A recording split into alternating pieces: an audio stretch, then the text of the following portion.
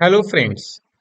आज हम इस वीडियो में पॉपुलेशन इकोलॉजी के कुछ महत्वपूर्ण कॉन्सेप्ट के बारे में डिस्कस करेंगे जो एग्जामिनेशन पॉइंट ऑफ व्यू से काफी महत्वपूर्ण है।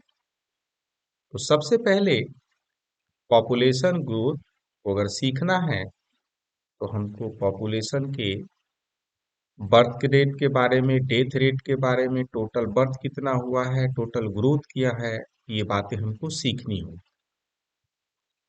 उसको सीखने के पहले पहला बात अगर हम समझते हैं कि अगर कोई भी पॉपुलेशन है तो उसका क्या कैरेक्टर है जो महत्वपूर्ण है। तो उसका महत्वपूर्ण कैरेक्टर है उसका साइज, नंबर, डेंसिटी।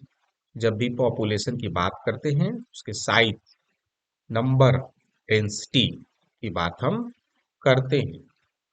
तो सबसे पहला एक बेसिक बहुत कॉमन सवाल समझा और पूछा जा सकता है कि पॉपुलेशन क्या फैक्टर है, कौन कौन से फैक्टर हैं जो पॉपुलेशन को अफेक्ट करते हैं। तो वहां पर कितना बर्थ होगा, कितना डेथ होगा, कितने लोगों ने वहां पर उस एरिया में आया है और किस एरिया की पॉपुलेशन की बात कर रहे हैं तो, और कितने लोग वहां से गए हैं। ये ऑल टुगेदर क्या है, किसी भी टाइम पॉइंट में उस पॉपुलेशन को डिसाइड करेंगे।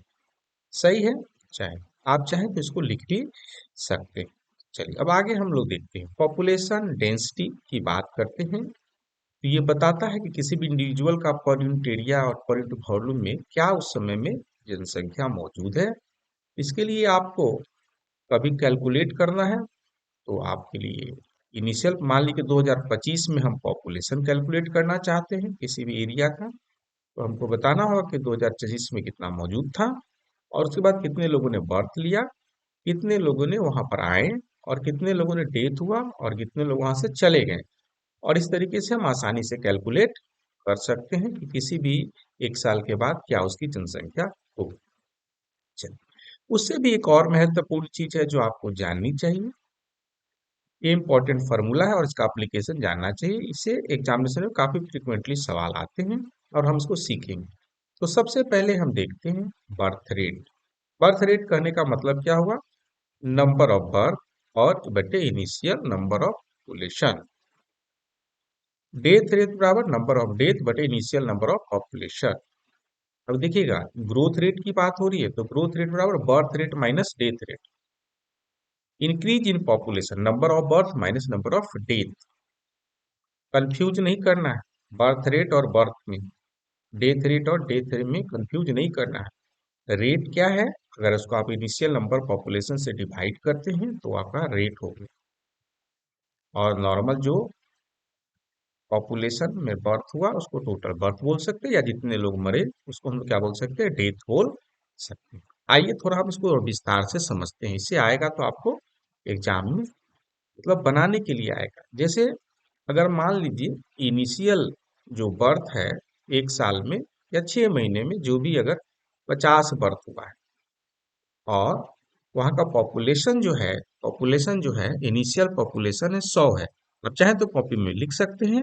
तो बर्थ कितना हुआ, 50 हुआ, और इनिशियल नंबर पॉपुलेशन क्या हुआ, 100 हुआ। तो आप इसको काटेंगे तो 1/2 है ना, मतलब अगर इसको 100 से गुना कर दे तो क्या होगा, 50% बर्थ रेट है, या 0.5 आप बोल सकते हैं। 0.5 इसका क्या है, बर्थ रेट है। ठीक उसी तरीके से अगर मान लीजिए कि 30 नंबर है जो डेथ हुआ है और 100 क्या है, पॉपुलेशन है। आप चाहें तो कॉपी में लिख सकते हैं इसको, और लिखने के बाद आप इसको करेंगे तो आसानी से 30/100, और इस तरीके से 0.3 आपका क्या आया, डेथ रेट आया। आप चाहें तो ग्रोथ रेट भी कैलकुलेट कर सकते हैं। ग्रोथ रेट कैलकुलेट करेंगे तो अभी इसको जो आपने लिखा 0.5 आपका बर्थ रेट है, और माइनस क्या हो जाएगा 0.3। तो इस तरीके से आप देखेंगे कि 0.2 आपका क्या हुआ, 0.2 क्या हुआ आपका ग्रोथ रेट हुआ, 0.2 ग्रोथ रेट हुआ। ठीक उसी तरीके से अगर हमको इंक्रीज इन पॉपुलेशन अगर कैलकुलेट करना है तो 50 माइनस 30 करेंगे तो आपका 20 नंबर ऑफ पॉपुलेशन क्या किया, ग्रो किया। और इसका रेट अगर कैलकुलेट करें तो रेट कितना हुआ जाके, रेट कितना हुआ, 0.2। ठीक है। ठीक इसी तरीके से कुछ और हम इसको सीखते हैं। जैसे अगर आपके पास रेट दिया हुआ है, बर्थ रेट दिया हुआ है, बर्थ रेट दिया हुआ जाके 0.15 अगर बर्थ रेट है, और इस तरीके से इनिशियल पॉपुलेशन 100 है, तो आप चाहें तो नंबर ऑफ बर्थ कैलकुलेट कर सकते हैं। कैसे करेंगे?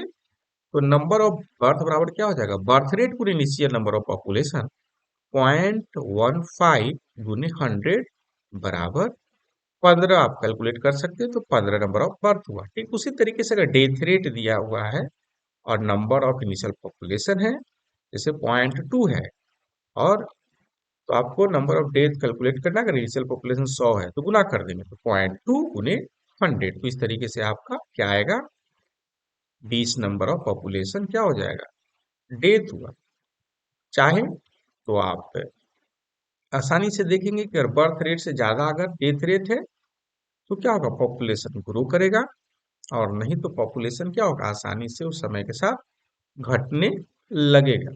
ठीक है, कुछ और सवाल को हम लोग देखते हैं, जैसे कि अगर आज के समय में 160 है जनसंख्या, 2000 अगर 24 की बात करें, 2023 की बात करें तो 160 था, और 2024 में किसी पॉपुलेशन का जनसंख्या 200 हो गई।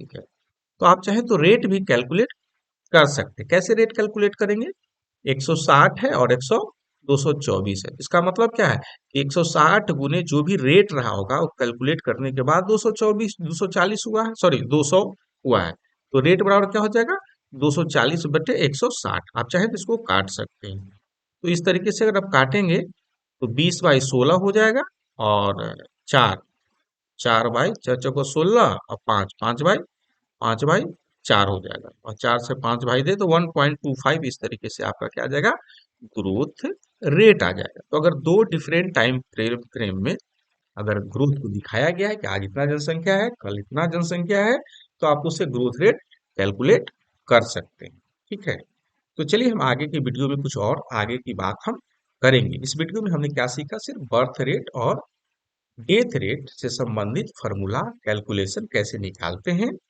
इसको हमने सीखा। Thank you.